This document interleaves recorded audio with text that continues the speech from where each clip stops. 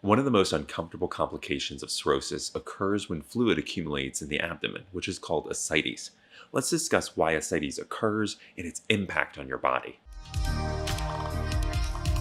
We all have a little bit of fluid in the spaces between our abdominal organs. It helps to keep things moving smoothly, like motor oil. Under normal circumstances, that fluid doesn't accumulate and it's recycled into the bloodstream. Ascites is an excessive amount of that fluid which accumulates in certain chronic conditions. In the condition of liver cirrhosis, the liver becomes scarred and congested, becomes overwhelmed with fluid, which sweats out into the surrounding organs. I think of this as a soaking sponge dripping with water. Symptoms of ascites include dramatic swelling of the abdomen that make patients feel very tense and full. It can also make it difficult for the diaphragm to lower against that full abdomen, and the patient's lungs can't expand well and they feel short of breath. Complications of ascites include infection of that fluid, and this occurs because people with cirrhosis don't produce as many of the proteins that help the immune system ward off bacteria.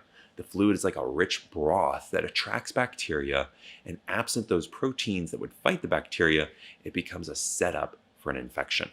Another complication of ascites is that fluid from the abdomen can be pulled up into the space around the lungs with every breath. As fluid accumulates around the patient's lungs, they can't expand well, and the patients can feel extremely short of breath. This condition is known as hepatic hydrothorax. The presence of ascites is a sign of deteriorating health in a person with cirrhosis.